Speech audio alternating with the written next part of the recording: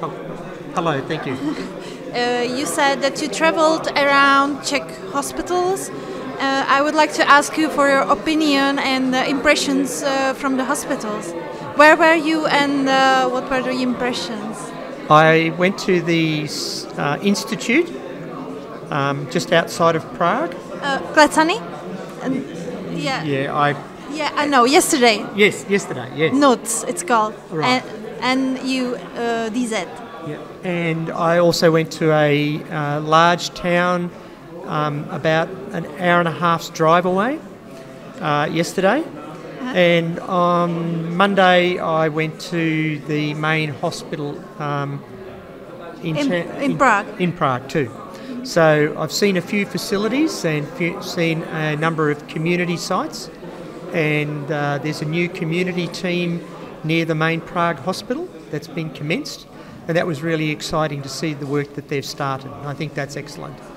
I think the other community team out in the country area, they've been undertaking some really good work around housing and services, and that's really exciting to see the work that they're undertaking. I think in terms of hospitals, I think like all around the world, there are variations in hospitals in that you've got the brand new institute has very modern, up-to-date facilities that is just wonderful. There are the older facilities that I know staff are trying to look at how they can make them better and be more appropriate for the care of people and make changes. But that's part of that struggle when you work in the area of mental health, to work in that region, to make change for patients. And I think that's where it's important for advocates from the mental health area to help support clinicians in seeking change. So I'm glad you liked the community-based centers in the Czech Republic. And I have another question. Listening to your talk, I was really interested in the Snoozle Rooms. Can you say something more about them? If people really snooze there, or what if they are alone there, or if they can communicate? Yeah. So a Snoozle Room is a single room that will have a chair, a very comfortable chair. We'll have what are called safety blankets. They're weighted, so people can put them over them if they want to feel comfortable.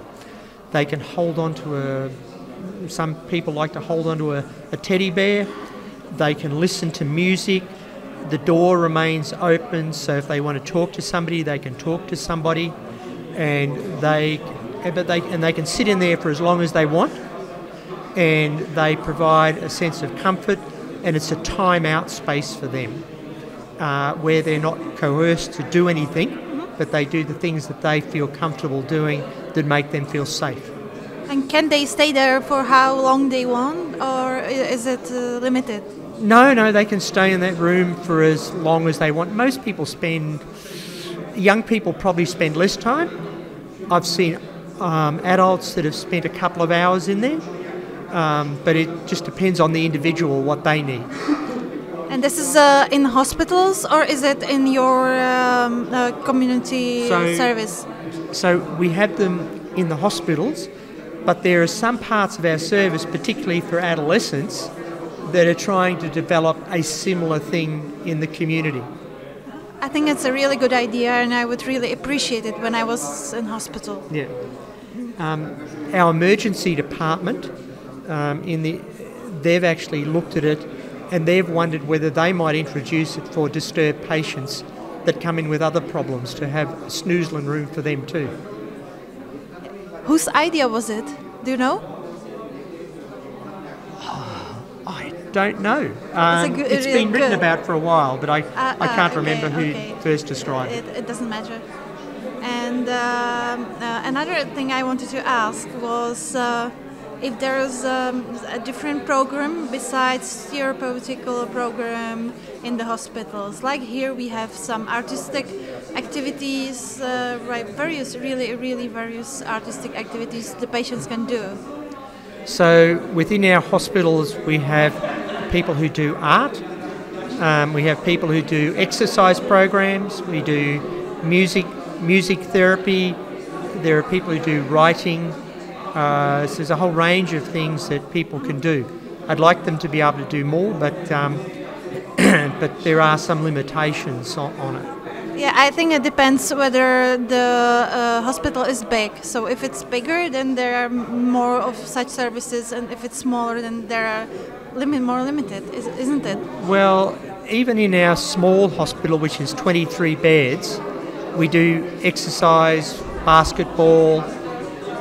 The difference, I think one of the big differences you would notice is most of our patients, on the average, only spend about 12 to 14 days in hospital. So they're only in there for a short time. The average person with schizophrenia, for example, is in hospital about 19 to 20 days. So they're not very long. They go back out and live in the community.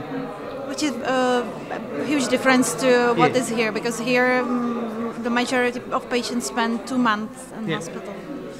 So in the one of the things we've introduced in our wards is it's called the recovery tree. I know that. Yep. So we've got that, and people leave messages of hope and those things. So they're putting those things in place. That's wonderful. Yep. And something that's connected with this are peer workers. Yes. And our republic is planning to introduce them to psychiatric hospitals. What was the reaction of the patients when you introduced the peer workers in Australia? So our peer workers are very excited to be doing the job that they're doing, and in a couple of parts of our service, they're the main treatment group, and our clinicians actually visit the site and participate at the site, but the peer support workers provide a lot of the treatment, and at night time they're the only people on duty. Oh, really? It's wonderful. Okay. It's very exciting. Yeah, for me too. Yep. Okay, thank you. Thank you very much, and thank you for taking the time to talk to me. Thank you too. All the best. Nice meeting you. It's a wonderful job that you're doing. Thank you. Thank you.